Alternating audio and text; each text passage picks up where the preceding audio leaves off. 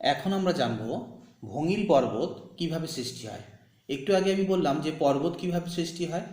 পর্বতের হচ্ছে কি বিভিন্ন ভাগগুলা, তার মধ্যে অন্যতম একটা ভাগ হচ্ছে গিয়ে ভঙিল পর্বত। তো এই ভঙিল পর্বত কাকে বলে? খুব সহজ, ভূমিতে ভাঁজ পড়ে, ভূমিতে ভাঁজ পড়ে, সে ঊর্ধ্বভঙ্গ ভাঁজ হোক অর্ধভঙ্গ ভাঁজ হোক, ভাঁজ পড়ে যে ভূমিরূপ তৈরি হয় সেই ভূমিরূপটাকে হচ্ছে গিয়ে বলা হয় ভঙিল পর্বত। এখন এই ভঙিল পর্বত সৃষ্টি হয় কিভাবে, সেটা বিভিন্ন রকম তত্ত্ব আছে। সেই তত্ত্বগুলোর মধ্যে অন্যতম একটা তত্ত্ব হচ্ছে গিয়ে পাত সংস্থান তত্ত্ব। আমরা জানি যে পৃথিবী অনেকগুলি ছোট বড় পাত বা প্লেট দিয়ে তৈরি। যে প্লেটগুলা ভূভাগের অভ্যন্তরে অ্যাস্থনোস্ফিয়ার যে স্তরটা আছে, যেখানে এখনো তরল পদার্থ তাপ চাপের প্রভাবে সঞ্চালিত হচ্ছে, তার উপরে কিছু কিছু প্লেট কি করছে বলো, ভেসে চলছে। সেই প্লেটগুলা পরস্পরের দিকেও এগিয়ে আসছে, কখনো বা হচ্ছে কি পরস্পর থেকে দূরে সরে যাচ্ছে, আবার কখনো হচ্ছে কি প্লেটগুলা পাশাপাশি, মানে একটা প্লেটের পাশে আরেকটা প্লেট প্রবাহিত হচ্ছে। ঠিক আছে, এই যে প্লেটগুলো একে অপরের দিকে সরে যাচ্ছে, কখনো হচ্ছে গিয়ে কাছে আসছে, এর ফলে পৃথিবীতে বা ভূভাগে হচ্ছে প্রবল টান সৃষ্টি হচ্ছে বা চাপের সৃষ্টি হচ্ছে। সেই প্রবল টান ও চাপের ফলে কিভাবে ভঙিল পর্বত সৃষ্টি হয় সেটাই হচ্ছে গিয়ে এখানে আমরা আলোচনা করব। তাহলে এই আলোচনা শুরু করার আগে আরেকবার বলছি, ভঙিল পর্বত কাকে বলে?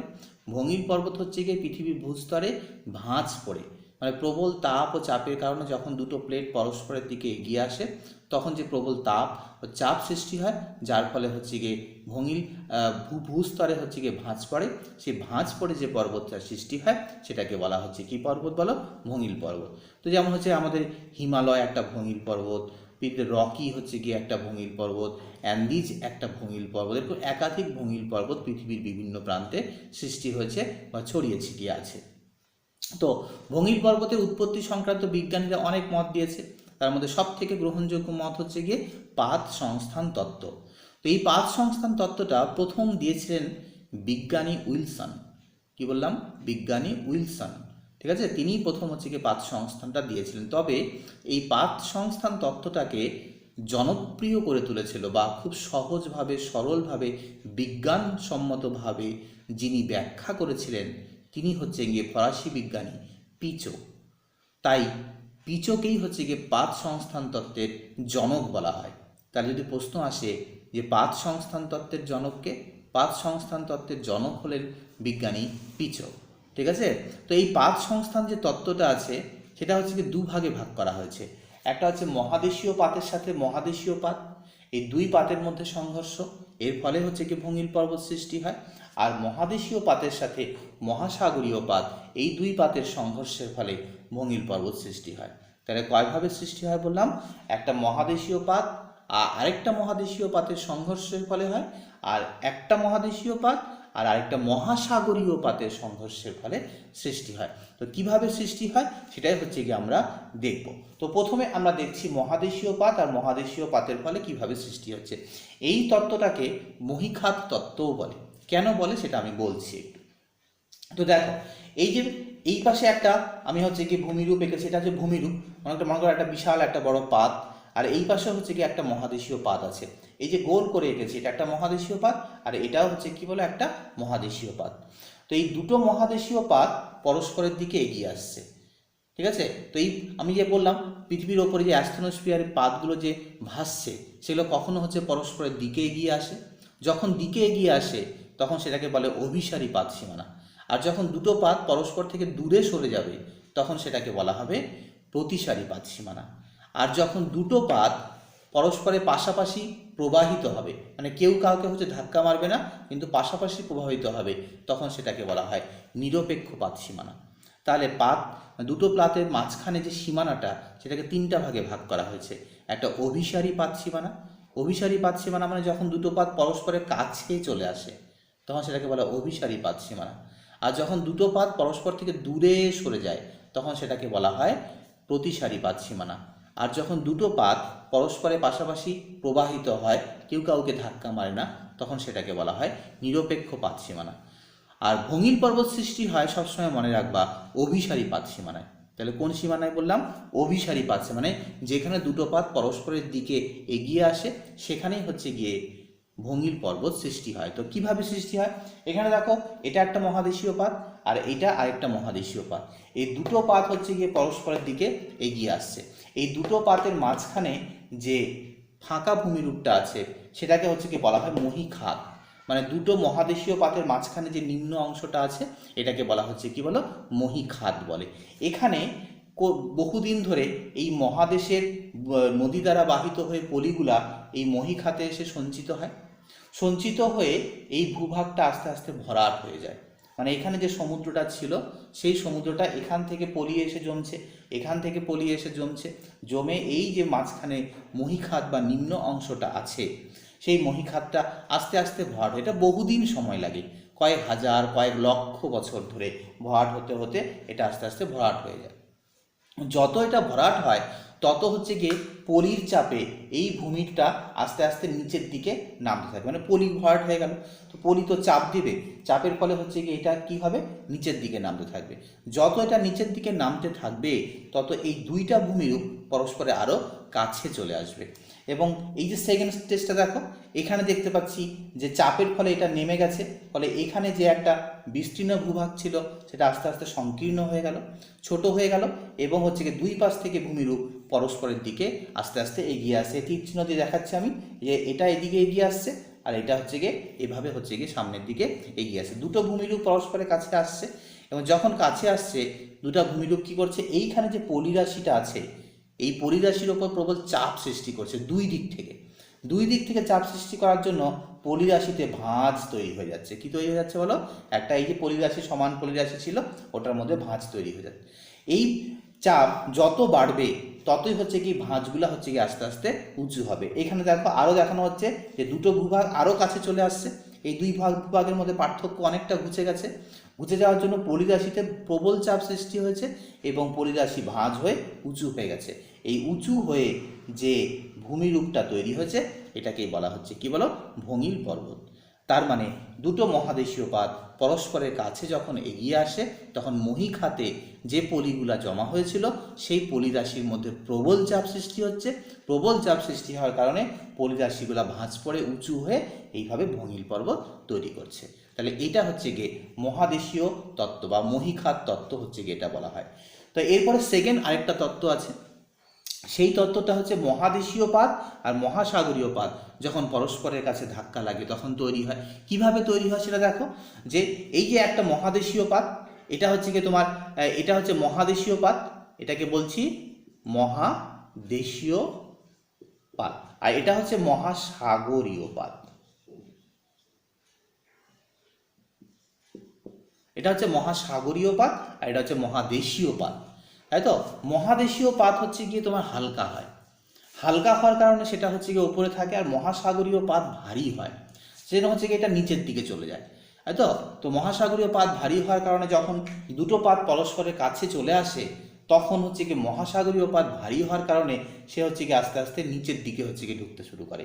মানে এই যে অ্যাস্থনোস্ফিয়ার, এই অ্যাস্থনোস্ফিয়ার স্তরের মধ্যে হচ্ছে কি আস্তে আস্তে ঢুকে যায়, ঠিক আছে?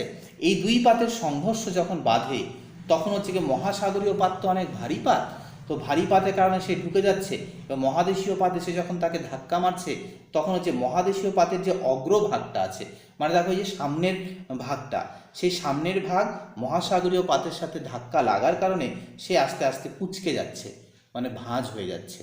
এই মহাদেশীয় পাতের সামনের অংশটা আস্তে আস্তে ধাক্কা লাগার কারণে কি হচ্ছে বলো? প্রবল চাপের ফলে, মানে এই মহাসাগরীয় পাত প্রবল চাপ দিচ্ছে, এই চাপের কারণে মহাদেশীয় পাতের সামনের অংশটা মানে অগ্রভাগটা সেটা আস্তে আস্তে কুঁচকাতে থাকে, এবং যত মহাদেশীয় পাত আস্তে আস্তে ভেতরের দিকে ঢুকবে ততই হচ্ছে গিয়ে এই চাপটা বাড়তে থাকবে, এবং দীর্ঘকাল ধরে চাপ সৃষ্টির কারণে এই যে মহাদেশীয় পাতটা ছিল তার অগ্রভাগটা চাপ সৃষ্টির কারণে এইভাবে উঁচু হয়ে যাচ্ছে। উঁচু হয়ে গিয়ে এখানে যে ভূমিরূপটা সৃষ্টি হচ্ছে এটাকেও বলা হচ্ছে ভঙ্গিল পর্বত। তাহলে এইভাবে দুটি উপায় হচ্ছে গিয়ে ভঙ্গিল পর্বত সৃষ্টি হয়। একটা মহাদেশীয় পাতের সাথে মহাদেশীয় পাতের সংঘর্ষ, তার ফলেও ভঙ্গিল পর্বত সৃষ্টি হয়, আর মহাসাগরীয় পাতের সাথে মহাদেশীয় পাতের সংঘর্ষের ফলেও হচ্ছে গিয়ে ভঙ্গিল পর্বত সৃষ্টি হয়। এখন এই যে ভঙ্গিল পর্বতটা সৃষ্টি হলো, পৃথিবীতে একাধিক ভঙ্গিল পর্বত আছে বললাম, অ্যান্ডিজ, রকি, তাই তো ইত্যাদি ভঙ্গিল পর্বতগুলো আছে। তো এই ভঙ্গিল পর্বতের বৈশিষ্ট্য, এখন এই যে সম্পূর্ণ ব্যাপারটা আলোচনা করলাম, এই আলোচনা থেকে আমরা কয়েকটা বৈশিষ্ট্য হচ্ছে গিয়ে এখানে বলছি যে ভঙ্গিল পর্বতের একাধিক বৈশিষ্ট্য আছে। ভঙ্গিল পর্বত সৃষ্টি হয় পাললিক শিলা দিয়ে। কী শিলা দিয়ে গঠিত হয় বলো? পাললিক শিলা। কারণ এই যে পলি সঞ্চিত হচ্ছে, পলি সঞ্চিত হয়, সেই পলিগুলাই হচ্ছে গিয়ে ভাঁজ পড়ে ভঙ্গিল পর্বত সৃষ্টি হয়। তাই ভঙ্গিল পর্বত মূলত কি কোন শিলা দিয়ে গঠিত হয় বলো? পাললিক শিলা।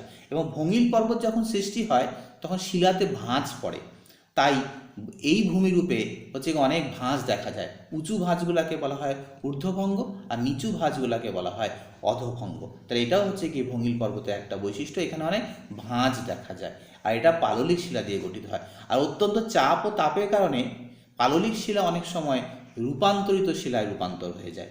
কারণ আমরা জানি পাললিক শিলায় তাপ ও চাপ পড়লে এটা রূপান্তরিত শিলায় পরিণত হয়। তো ভঙ্গিল পর্বতগুলো পাললিক শিলায় গঠিত হয়, আর তাপ চাপের কারণে অনেক সময় দেখা যায় এই পাললিক শিলাগুলো হচ্ছে কি রূপান্তরিত শিলায় পরিণত হয়ে যায়। আরেকটা বৈশিষ্ট্য, যেখানে ভঙ্গিল পর্বত তৈরি হয় সেখানে যেহেতু পলি দিয়ে তৈরি হচ্ছে, এখানে একসময় সমুদ্র ছিল, প্রচুর পলিরাশি, এই সমুদ্রের মধ্যে প্রচুর মাছ বা জলজ প্রাণীগুলো ছিল। তো চাপ তাপের কারণে হচ্ছে কি এগুলো যখন সেই পলিরাশিতে ভাঁজ পড়ে উঁচু হয়ে সৃষ্টি হয়, তখন তো সেখানে আর মহাসাগর থাকে না। তো মহাসাগরের ভেতরে যে মাছ বা অন্যান্য জলজ প্রাণীগুলো ছিল, ওগুলো হচ্ছে গিয়ে ওই পলিরাশির নিচে চাপা পড়ে মরে যায়। তো দীর্ঘদিন ধরে ওরকম চাপা থাকার কারণে এই পলিরাশিতে হচ্ছে গিয়ে জীবাশ্ম সৃষ্টি হয়। তাই ভঙ্গিল পর্বতে অনেক হচ্ছে গিয়ে কী দেখা যায় বলো? জীবাশ্ম দেখা যায়। তাহলে ভঙ্গিল পর্বতের এটাও একটা বৈশিষ্ট্য যে ভঙ্গিল পর্বতে হচ্ছে গিয়ে কী দেখা যায়? ভঙ্গিল পর্বতে জীবাশ্ম দেখা যায়। আর ভঙ্গিল পর্বতের শৃঙ্গগুলা ভাঁজ হয়ে উঁচু হচ্ছে, সেখানে হচ্ছে কি অনেক উঁচু উঁচু কী তৈরি হয় বলো দেখি? শৃঙ্গ সৃষ্টি হয়। আর ভঙ্গিল পর্বতের আরেকটা বৈশিষ্ট্য, ভঙ্গিল পর্বতের গঠন প্রক্রিয়াটা না কন্টিনিউ চলছে। মানে এই যে হিমালয় পর্বত তৈরি হয়ে গেছে, তৈরি হওয়া মানে হচ্ছে সেখানে তৈরির কাজ কিন্তু শেষ হয় নাই, তৈরি প্রক্রিয়া এখনও চলছে। মানে হিমালয় পর্বতটা প্রতিদিন বা প্রতি বছর অল্প অল্প করে বাড়ছে, কারণ এই দুটা ভূভাগ পরস্পরের দিকে চাপ দিচ্ছে, যার ফলে এই ভাঁজের পরিমাণটা বাড়ছে। ফলে এই পর্বতের উচ্চতাটাও হচ্ছে প্রতি বছর অল্প অল্প করে হচ্ছে গিয়ে বাড়ছে। মানে এখানে গঠন কাজটা কিন্তু এখনও চলছে, এবং এই গঠন কাজ চলবার কারণে এখানে মাঝে মাঝে ভূমিকম্প, মানে দুটো ভূমিরূপ যখন পরস্পরের কাছে ধাক্কা দেয় তখন মাঝে মাঝেই ভূমিকম্প হয়। তাই ভঙ্গিল পর্বত যেখানে থাকে সেই এলাকাগুলো হচ্ছে ভূমিকম্প প্রবণ হয়, মানে মাঝে মাঝে এখানে ভূমিকম্প হচ্ছে গিয়ে দেখা যায়। আর ভঙ্গিল পর্বত কিন্তু অল্প জায়গা জুড়ে হয় না, এটা বিশাল একটা বিস্তৃত জায়গা জুড়ে তৈরি হয়। তাহলে এগুলো হচ্ছে গিয়ে ভঙ্গিল পর্বতের বৈশিষ্ট্য। তাহলে কি কি বৈশিষ্ট্য দেখলাম? যে ভঙ্গিল পর্বতে অনেক ভাঁজ থাকে, ঊর্ধ্বভঙ্গ অধোভঙ্গ ভাঁজ থাকে। আর ভঙ্গিল পর্বত সবসময় পাললিক শিলা দিয়ে গঠিত হয়, এবং পাললিক শিলা তাপচাপের কারণে চেঞ্জ হয়ে রূপান্তরিত শিলাতেও পরিণত হয়। তাই ভঙ্গিল পর্বতে রূপান্তরিত শিলাও পাওয়া যায়। এবং ভঙ্গিল পর্বত একটা বিস্তীর্ণ এলাকা জুড়ে হয়, খুব ছোট এলাকা জুড়ে নয়, বিস্তীর্ণ এলাকা জুড়ে। আর ভঙ্গিল পর্বতে জীবাশ্ম দেখা যায়, এটা একটা খুব গুরুত্বপূর্ণ বৈশিষ্ট্য যে কোন পর্বতে জীবাশ্ম দেখা যায়? ভঙ্গিল পর্বতে। আর ভঙ্গিল পর্বতগুলো কিন্তু ভূমিকম্প প্রবণ, কারণ এইখানে গঠন কাজটা এখনও চলছে, যার ফলে হচ্ছে মাঝে মাঝেই প্রবল চাপের ফলে ভূমিভাগটা নড়ে ওঠে, ফলে ভূমিকম্প হচ্ছে গিয়ে দেখা যায়। এবং এখানকার শৃঙ্গগুলা অত্যন্ত উঁচু খাড়া হয়, তাই হচ্ছে গিয়ে ভঙ্গিল পর্বতের আরেকটা বৈশিষ্ট্য, এখানে খুব উঁচু শৃঙ্গ দেখা যায়। তাহলে এগুলো হচ্ছে ভঙ্গিল পর্বতের বৈশিষ্ট্য। এবং এই যে ভঙ্গিল পর্বত, এটা হচ্ছে দুভাগে ভাগ আছে, একটা নবীন ভঙ্গিল পর্বত, একটা প্রাচীন ভঙ্গিল পর্বত। যে ভঙ্গিল পর্বতগুলো আজ থেকে বহু বছর আগে তৈরি হয়েছে, তাই তো, সেই ভঙ্গিল পর্বতগুলোকে বলা হয় তোমার প্রাচীন ভঙ্গিল পর্বত। আর যেগুলো হচ্ছে গিয়ে তোমার এখনও তৈরি হচ্ছে, এখনও শেষ হয় নাই তৈরি হওয়ার কাজ, এটাকে বলা হয় নবীন। যেমন আমাদের হিমালয়, হিমালয় কিন্তু এখনও তৈরি হচ্ছে, তাই হিমালয়টা হচ্ছে গিয়ে একটা নবীন ভঙ্গিল পর্বত। ঠিক আছে, এরকমভাবে পৃথিবীর বিভিন্ন প্রান্তে প্রাচীন ভঙ্গিল পর্বতও আছে। তাহলে এই হচ্ছে ভঙ্গিল পর্বতের সাধারণ একটা সংক্ষিপ্ত বর্ণনা। তোমরা এটা ভালো করে দেখে নাও, দেখে নিয়ে তারপর বই অনুসারে তোমরা সেটাকে ভালো করে মুখস্থ করো। ঠিক আছে, এবং ছবিটা কিন্তু লাগবে, এই যে ছবিটা, এটা তোমাদেরকে আমি পাঠিয়ে দিচ্ছি, এই ছবিটা কিন্তু তোমরা হচ্ছে গিয়ে ভালো করে আঁকবে এবং ছবি অনুসারে সেটাকে ভালো করে মুখস্থ করবে। ঠিক আছে।